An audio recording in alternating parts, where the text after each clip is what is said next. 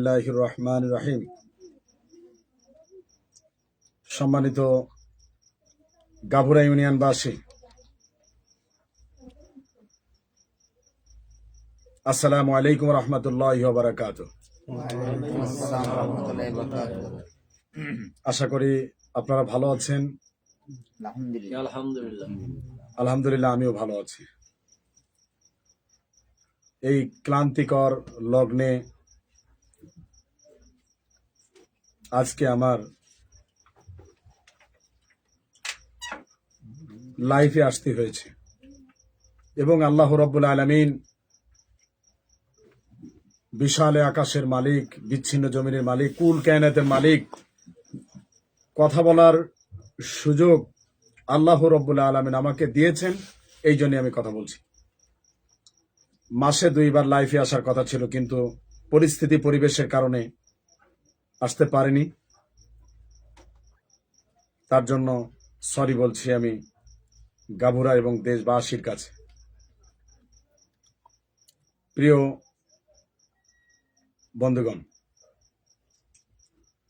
গাভুরার সর্ববিষয় নিয়ে আজকে একটু কথা বলবো।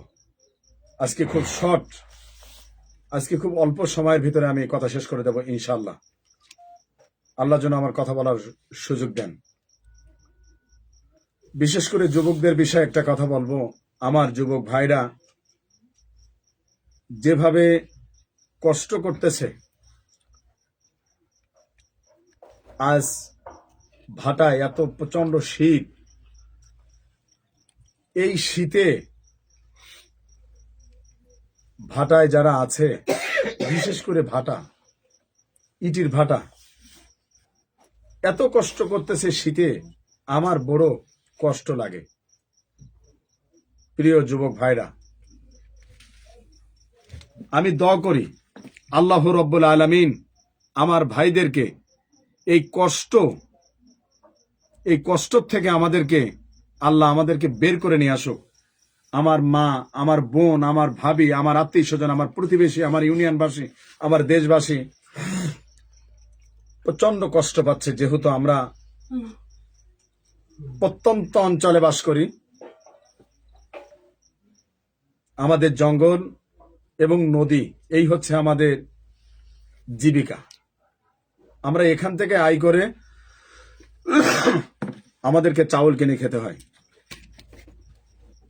আল্লাহ যেন আমাদের এই কষ্ট থেকে, এই বাঘের মুখের থেকে টাকা এনে ছেলে মেয়েদের, বাপ ভাই ব্রাদার আত্মীয় স্বজনকে আমরা রোজগার করে খাওয়াচ্ছি। এই জন্য আমি চিন্তা করছি, আল্লাহ যদি আমার কোনোদিন সুযোগ দেয়, আল্লাহ রাব্বুল আলামিন কোনোদিন যদি আমি চেয়ারম্যান হতে পারি, আমার জীবনের সর্বোচ্চ চেষ্টা করব। তখন আমার এক মন্ত্রী মহোদয়ের সঙ্গে কথা হয়েছিলেন, সাবেক মন্ত্রীর সঙ্গে। জাপানে যারা আছেন, জাপানে প্রজেক্ট করার জন্য আমার কথাবার্তা হয়েছিলেন। আল্লাহ যদি আমাকে সুযোগ দেন, আমি সেই জাপানি প্রজেক্ট, আমি গাভুরা ইউনিয়নে আমার যারা ভাটায় আছেন, যারা যুবক ভাইরা আছেন, এদের জন্য আমি জাপানি প্রজেক্ট, আমার জীবনের সর্বোচ্চ চেষ্টা করে আমি জাপানি প্রজেক্ট আমি নিয়ে আসবো গাভুরা ইনশাআল্লাহ। আল্লাহ যদি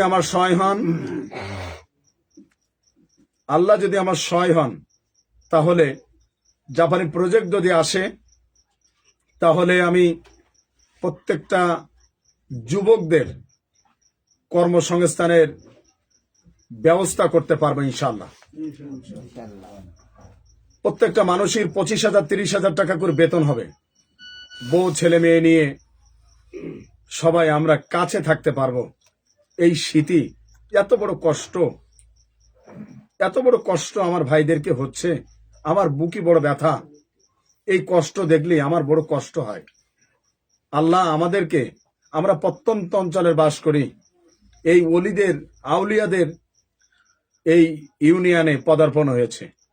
আল্লাহ যেন তাদের দয় মোহাম্মদ সাল্লাল্লাহু আলাইহি সাল্লামের উম্মত হিসাবে আল্লাহ যেন আমাদেরকে এই কষ্ট থেকে লাঘব করে দেয়। আল্লাহ আমাদের যদি এই লাঘবটা করে দেয়, তাহলে আমার মনে হয় খাঁটি মোমেন মুসলমান হতে পারবো, যেহেতু এই পৃথিবীতে সারা জীবন আমরা বেঁচে থাকবো না, আমরা একদিন হারিয়ে যাব, আমাদের একদিন পরিসমাপ্তি হবে। এই জন্য একটু আমল করে এই পৃথিবী থেকে আমরা চলে যেতে চাই। আমরা এই পৃথিবীতে আসছি এতটাই আমাদের জীবন কষ্টের ভিতরে থেকেও আল্লাহ রব্বুল আলামিনের সবাই ইবাদত করে। এই ইবাদতের কারণে খালি হালাল রিজিকটা থাকার দরকার, আর কিছু না। কেন আমার ভাইরা যদি জাপানি প্রজেক্টে যদি কাজ করতে পারে, যে এমপি হবেন, এমপির সহযোগিতায়, মন্ত্রীদের সহযোগিতায়, প্রাইম মিনিস্টারের সহযোগিতায়, আল্লাহর রহমতে আমি যেই প্রাইম মিনিস্টার হোক, আমি সে পর্যন্ত পৌঁছানোর মতন সুযোগ আমার আছে, আমি করতে পারবো ইনশাআল্লাহ। আপনারা যদি আমার জন্য, আমি একটি জিনিস আপনাদের কাছে চাইব প্রিয় বন্ধুগণ, একটি জিনিস চাইব, সেটা হচ্ছে রাসূলুল্লাহ বলেছেন, আল্লাহ বলছেন, হে রাসূল আপনি জানিয়ে দেন আপনার জাতিকে।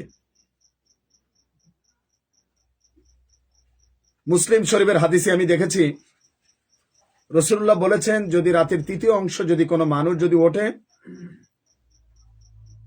অকালা রব্বুকুম উদউনি আস্তাজিব লাকুম, আল্লাহ সে দোয়া কবুল করেন। আল্লাহ বলছেন, আমি বলিনি। মুহাম্মদ সাল্লাল্লাহু আলাইহি সাল্লাম এইটা বহিঃপ্রকাশ করলেন, মুসলিম শরীফের হাদিস। আর আমার উপরে যে হিংসা করা হচ্ছে, আল্লাহ তাদেরকে হেদায়েত নসিব করুক, আলহামদুলিল্লাহ। আমি আমিন বলি। আল্লাহ তাদেরকে হেদায়েত নসিব করুক, আমিন। আমি এত কষ্ট পাই বাবাদের জন্য। আজকে যে কষ্টটা পাই, বিশেষ করে চাঁদনি মুখায় এত কষ্ট পাই যে কথা দিয়ে কথা রাখছে না। রাসূলুল্লাহ বলেছেন, যদি কোনো মানুষ গরুকেও যদি ধোকা দেয়, সে রাসূলুল্লাহর উম্মত হতে পারবে না। আল্লাহ রসুল বলেছেন, আমি বলিনি। যদি কেউ ধোকা দেয়, গরুকেও যদি ধোকা দেয়, পশু পাখিকে, প্রাণীকে যদি ধোকা দেয়, সে উম্মত হতে পারবে না। তাহলে আমরা ধোকা না দেই, আমরা মুসলমান, আমরা মুহাম্মদ সাল্লাল্লাহু আলাইহি সাল্লামের উম্মত। আমি বিশ্বাস করি আমরা মুসলমান কাউকে ধোকা দেব না, আমি আপনাদেরকে ধোকা দেব না। বিধায় জীবনে আপনাদের কাছে চাইব, বিশেষ করে যুবকদের কাছে আমি চাইব, আপনারা সবাই মিলে একটু যদি আমার সহযোগিতা করেন। আমি গাভুরায় যদি একটা চেয়ারম্যান যদি টাকা না খায়, টাকা নিজে পকেটে না ভরে, তাহলে এটা বিয়ে করার পরে যেরকম বাসর ঘর সাজিয়ে রাখা যায়, তদ্রূপ একটা ইউনিয়ন সাজিয়ে রাখা যায়। খালি টাকা খাইবে না। আর আমি জানি, আমি বুঝি ইসলাম কি বলেছেন, আল্লাহ কি বলেছেন, এটা আমি বুঝি। টাকা খাইলে, টাকা নিজে যদি নেয়, পকেটে ভরে থই অন্য লোকের টাকা। আজকে এই জাতি এই লাইফের মাধ্যমে বলতে চাই, কোন সরকারি কর্মকর্তা, কর্মচারী, জনপ্রতিনিধি যদি 1 পয়সা খায়, এই 18 কোটি মানুষের কাছে এটা ঋণ হয়ে যাবে, 18 কোটি মানুষের কাছে। বিধায় আমি এই ঋণ হতে চাই না। আমি জানি এই পৃথিবীতে রাসূলুল্লাহ যখন জানাজা পড়তে আসছেন কারোর, আইসে বলছেন ঋণ আছে কি? বলছে আছে। বলছে আমি জানাজা পড়বো না, তোমরা পড়ো, আমি চলে যাচ্ছি। এক সাহাবী উঠে বললেন, হে রাসূল সাল্লাল্লাহু আলাইহি সাল্লাম, আমি তার ঋণ শোধ করবো। বলছে ঠিক আছে, তাহলে আমি এবার জানাজা পড়বো। এই জন্য আমি বিশ্বাস করি আমার এই বিশেষ করে গাভুরার যুবক ভাইরা আছেন, মুরব্বী আছেন, বোনেরা আছেন, মারা আছেন, অমুসলিম ভাই ও বাবাজিরা আছেন, যারা আমার এই লাইভটা সবাই একটু শেয়ার করে যাবেন, যাতে এই জাতির কাছে পৌঁছায় দেয়, মুসলমান উম্মার কাছে পৌঁছায় যায়। আল্লাহ রাব্বুল আলামিন বলছেন, তোমাদের বিজয় আমি দেখতে পাচ্ছি। আল্লাহ বলছেন, ইদা জাআ নাসরুল্লাহি ওয়াল ফাত ওয়া রাআইতান নাসা ইয়াদখুলুনা ফি দীনিল্লাহি আফওয়াজা। বিজয় তোমাদের অপেক্ষা করছে। ইন্নাল্লাহা মা'আস সাবিরিন, তোমরা সফর করো। অবশ্যই আল্লাহ বলছেন, অবশ্যই তোমাদের বিজয় হবে, সেটা অপেক্ষা করছে। অপেক্ষা করলেই আল্লাহর রহমতে তোমাদের বিজয় হয়ে যাবে। আমি দেখতে পাচ্ছি, আমি দেখতে পাই, যেহেতু আল্লাহ আমাকে চোখ দিয়েছেন, বিবেক দিয়েছেন, আমি দেখতে পাই। আমি একটা কথা বলবো, যদি কোনো মানুষের আল্লাহর রহমত আসে, সে বলে যে আমার নিজের ক্রেডিট হচ্ছে, কিন্তু না, আল্লাহ যদি আমার কথা বন্ধ করে দেয়, আমার আর কোনো ক্ষমতা নেই, আমার ক্ষমতা সব শেষ হয়ে যাবে। বিদায় আমার কোনো ক্ষমতা নেই, আমার কোনো কৃতিত্ব নেই। আমি একজন মানুষ, আমি এই সমাজে এই জাতির কাজ করতে চাই, যাতে আমাদের অভাব দূর হয়।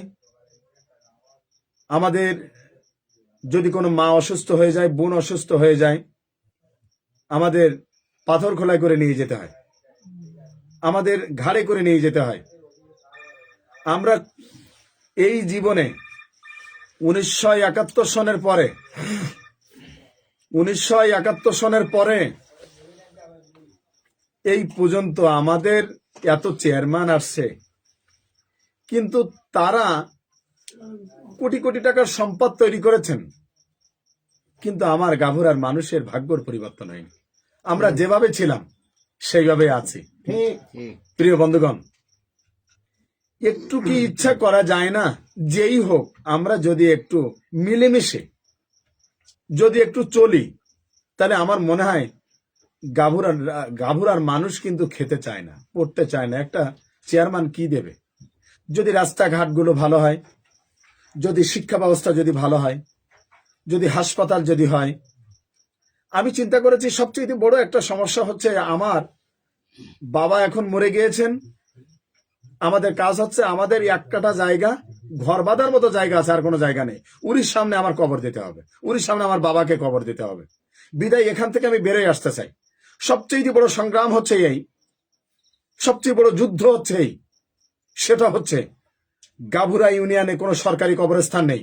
আল্লাহ যদি আমাকে বাঁচাই রাখে, অসংখ্য 6 বিঘে খাস জমি আছেন গাভুরায়। আমার জীবনের সর্বোচ্চ চেষ্টা করে আমি গাভুরার 2টা প্রান্তে আমি কবরস্থান তৈরি করে দেবো ইনশাল্লাহ, আলহামদুলিল্লাহ। কারণ হচ্ছে একটা মানুষ মরে গেলে তার ঘরের সামনে মাটি দিতে হয়, এটা আমি দেখেছি। আমি একদিন স্টেঞ্জায় গিয়েছিলাম, প্রস্রাব ফেলতে গিয়েছিলাম, যে প্রস্রাবের যেখানে প্রস্রাব ফেলছি তার সামনেই হচ্ছে কবর। যে রাসূলুল্লাহ বলেছেন, মানুষ, আল্লাহ সর্বোচ্চ স্থান মানুষকে দিয়েছেন, আর এই মানুষ নামাজ পড়ে। আসসালাত মালাকাত আইমানু। রাসূলুল্লাহ শেষ মুহূর্ত পর্যন্ত নামাজের কথা বলেছেন। এই নামাজ আমরা পড়ব। আমি নামাজের এই লাইভের মাধ্যমে যুবক ভাইদেরকে আমি নামাজের দাওয়াত দেব। আখলিস দীনাকা ইয়াকফিকাল আমালুল কলিল। অল্প আমলই নাজাতের জন্য। অল্প 5 ওয়াক্ত নামাজ পড়বেন, হালাল রিজেক অর্জন করবেন। আল্লাহ বলছেন ও জান্নাতি। আল্লাহ বলছেন, হে রাসূল আপনি জানিয়ে দেন আপনার উম্মতরা জান্নাতি। বিধায় আমরা কষ্ট করব না, আমরা অবশ্যই আমরা এই নামাজ পড়ব। তলবুল ইলমি ফারিজাতুন আলা কুল্লি মুসলিম। দ্বীনি ইলম শিক্ষা করা এবং দেওয়া নেওয়া দুইটাই ফরজ। রাসূলুল্লাহ বললেন, সাহাবী আজমাইনদের নিয়ে মসজিদ নববীর ভিতর থেকে বেরোই বললেন, আমি কি এমন একটা ভালো কাজের কথা বলবো না যে নামাজের চেয়ে তো বড়, হজের চেয়ে তো বড়, রোজার চেয়ে তো বড়? এমন কি কোনো কথা বলবো না? রাসূলুল্লাহ এই কথাটা বললেন। সাহাবী আজমাইনরা বললেন, হে রাসূল সাল্লাল্লাহু আলাইহি সাল্লাম, বলুন তো কি বলছে? যদি কোনো ভাইয়ের সঙ্গে ঝগড়া করে আর ওইটা যদি কেউ সমাধান করে দেয়, তার নামাজের চেয়ে তো বড়, হজের চেয়ে তো বড়, জাকাতের চেয়ে তো বড় আল্লাহ তার সওয়াব দেবেন। তাহলে চিন্তা করেছেন, ঝগড়া আর হিংসা হইতে দূরে থাকো, কেননা হিংসা নেকিকে ধ্বংস করিয়া দেয়। এই কারণেই রাসূলুল্লাহ বলেছেন, আল্লাহ বলেছেন এর চেয়ে বড়, এর চেয়ে বড়, এইভাবে করে কথা বলেছেন। বিধায় আমি এই আমার যুবক ভাইরা যেভাবে আসতেছে পাশিমারি, আপনারা দেখেন প্রদীপ জ্বলে, কিন্তু অনেক মানুষ আছে প্রদীপ নিভাই দিতে চায়। কিন্তু আপনারা বিশেষ করে গাভুরার মানুষ দেখেন, ইচ্ছা ছিল অনেক বড় কিছু হওয়ার। এই জন্য আমি এমপি নির্বাচনে অ্যাটেন্ড করেছিলাম। অনেক বড় টার্গেট আমার, খালি চেয়ারম্যান নিয়ে আমার টার্গেট না, অনেক বড়, অনেক দূর এগোতে হবে আমার। আমি বিশ্বাস করি আমার যুবক ভাইরা, বিশেষ করে যারা ভাটায় আছেন, যারা ইউনিয়নে এখন এই স্পটে আছেন, অবশ্যই আমার জন্য দোয়া করবেন। আর আমি যাতে চেয়ারম্যান হতে পারি, আপনাদের খেদমত করতে পারি, এই দাবিটা আমি রাখবো। সারা জীবন তো আপনারা ভোট দিয়েছেন। 1971 সনের পরে অনেক মানুষ চেয়ারম্যান হয়েছে, মেম্বার হয়েছে, কিন্তু আমি আপনাদের কাছ থেকে বেশি সময় চাইব না। 5টা বছর যদি আমার একটা দায়িত্ব দেন আমার ঘাড়ে, তাহলে আমার মনে হয় যে আমি পারবো। এটা আমার বিশ্বাসের কথাটাই বলছি, যেহেতু আমার ক্যাপাসিটি আছে, আমার যোগাযোগ আছে, আলহামদুলিল্লাহ আমি এটা পারবো। এই বিশাল এই বোঝা মাথায় নিয়ে আমি কাজ করতে চাই। বিধায় বিশেষ করে যুবকদের কথা কেন বলছি?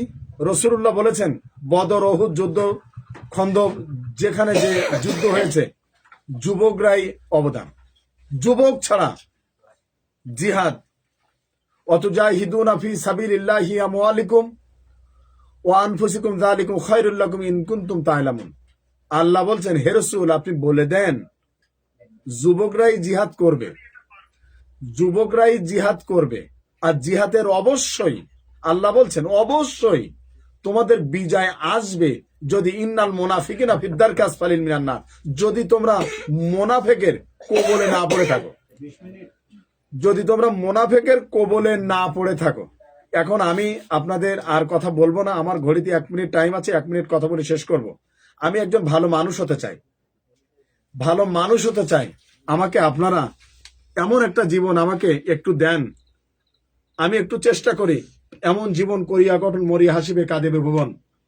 আর আমার সাথে যারা থাকবেন, অলওয়েজ শিক্ষিত মানুষ থাকবেন এবং আলেম থাকবেন। আল উলামা ওয়ারাসাতুল আমরিয়া, রসুলের ওয়ারেস থাকবেন, তারা আমার ভুল ধরাই দেবেন। আর আমি একজন মাদ্রাসা ছাত্র, আমি জানি অন্যায় করলে কি শাস্তি হবে, আমি এগুলো বুঝি। বিধায় আর কথা বলবো না, আপনার জন্য দোয়া করবেন। যুবকরা বেশি করে দোয়া করবেন, তরুণ তরুণী, কিশোর কিশোরী, মুরব্বী যারা আছেন তারা আমার দোয়া করবেন, আমি যেন খাঁটি মুসলমান হয়ে এই পৃথিবী থেকে আমি চলে যেতে পারি। আমি গুন্ডা, মাস্তান, সন্ত্রাসী আমি পৃথিবীর থেকে হারাই যেতে চাই না। আমি একজন ভালো মানুষ হিসাবে গড়তে চাই নিজেকে। এই বলে আমার কথা শেষ করছি। নামাজের দাওয়াত দিয়ে, আসসালাতুল মিফতাহুল জান্নাহ, নামাজ বেহেশতের চাবি। আসসালামু আলাইকুম ওয়া রাহমাতুল্লাহি ওয়া বারাকাতুহু। ওয়া আলাইকুম আসসালাম।